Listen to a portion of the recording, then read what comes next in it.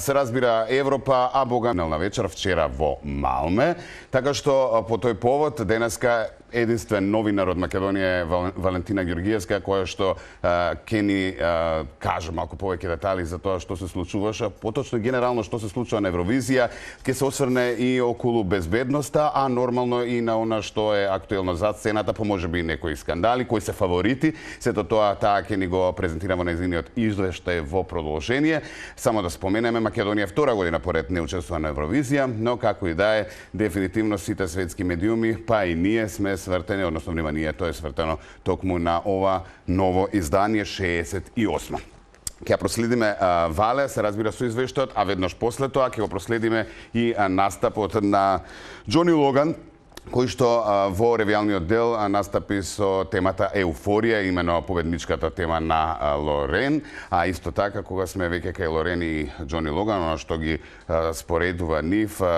Џони Логан е 2 пати победник на Евровизија како машки изведувач, Лорен 2 пати како женски изведувач, рекордери сега за сега на ова музичко надпреварување. Да не зборувам многу, одиме на музика и одиме на извештај и одиме да се дружиме со Вале од Малме.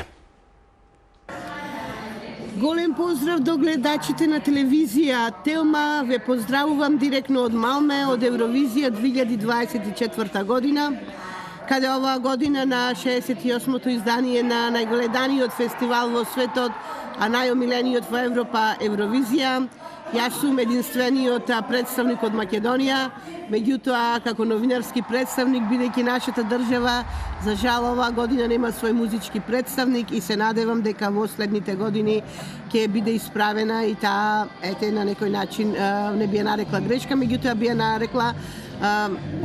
можеби наше паузирање овие изминати 2 години, минатата и ова. За жал не може да се развие македонското знаме, бидејќи правило е да се веат знамињата на земјите кои учествуваат, меѓутоа јас со гордост го веам европското знаме, каде што и ние како држава нели припаѓаме и токму затоа го земав овој пат и пред мене, малку се дистанцирав, бидејќи во прес-центарот на вистина ја има многу голема мешаница од новинари, фанови, уште ова време сите се дојдени тука да ги проследат веќе генералните проби. Се одржа првата полуфинална вечер,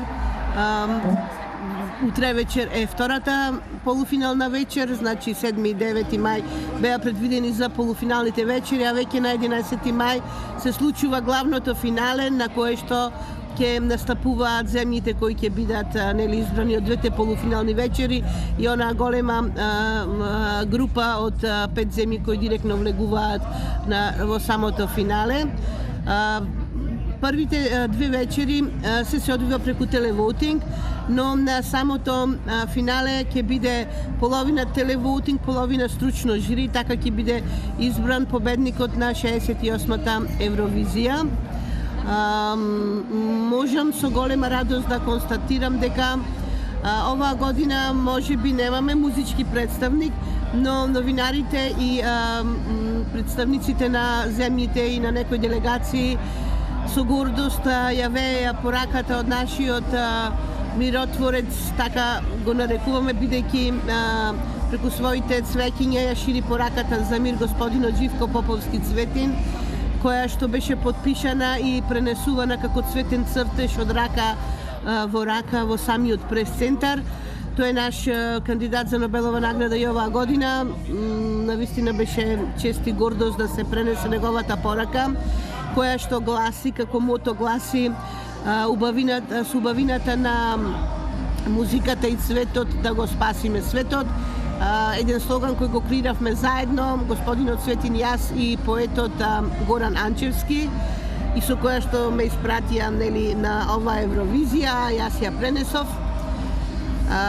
На таа порака прв се потпиша нашиот голем пријател Ангелос Дадалиас од Грција, Енрико Пичоло од Италија, представници и новинари од многу земји, од Америка, од Австралија, од Израел, од Португалија, од Грција, од Украина, Белгија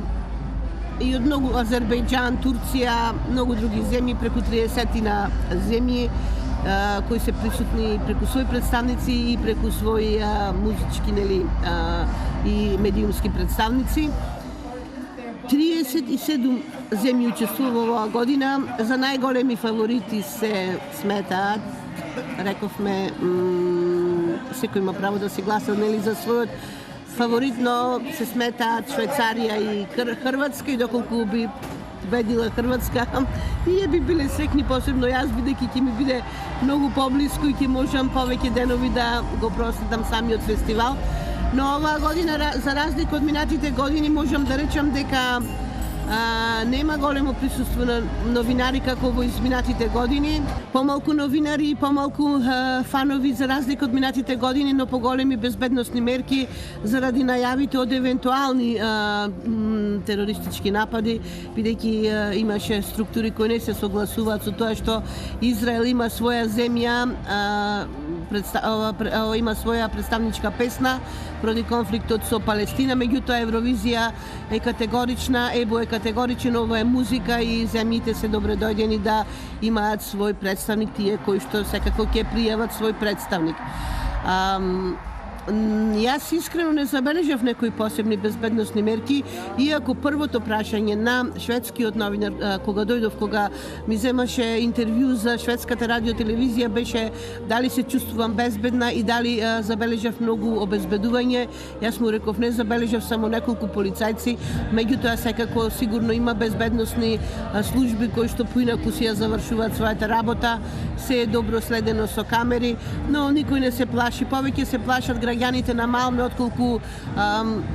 новинарите и фановите, сите тие што дошле рекле па ние да се плашевме, немаше да бидеме сега тука. И на тој начин повторно владе истата она радост и атмосфера од изминатите години кога се е само музика и љубов. Но пак ќе речам, постојат известни разлики, например за разлика од минатите години, така наречениот црвен тепих кој е син и го нарекуваат тиркизен тепих, беше поскромен со настап само на делегациите, пладневна журка на која настапува и преку него поминаа само делегациите и представниците, и фанови, меѓутоа во многу ограничен број, некако минатите години во илјадници и илјадници. Некако можам да речем дека е поскромно во тој поглед, но сепак не изостанува големата гламурозност на сцената и секако визуелните ефекти кои што ќе освојат и одушеват Европа по 68 пат. Секна околност е тоа што главниот продуцент кој живее во Стокхолм, работи во Европа и го прави дури американскиот идол во Америка, господинот Ула Мелцик е од Малме по потекло и жителите од тука секако дека се горди со тој факт. Јас ве поздравувам и ви посакувам да си одберете своји фаворити, да гласате, односно ние не можеме да гласаме, меѓутоа можеме да го следиме фестивалот и да гледаме преку телевизиските екрани за песните кои ќе настапат на големото финале, а тоа ќе се случува на 11 мај 2024 година во Малме, од каде што јас повторно искрено и срдечно ве поздравувам, овој пат со европското знаме и голем поздрав до телевизија, до екипата на телевизија Телма и секако до Ненад, затоа што секоја година сте навистина пријателски расположени кон моето доаѓање на Евровизија и ексклузивно ги пренесувате моите извештаи. Ви благодарам уште еднаш и голем поздрав.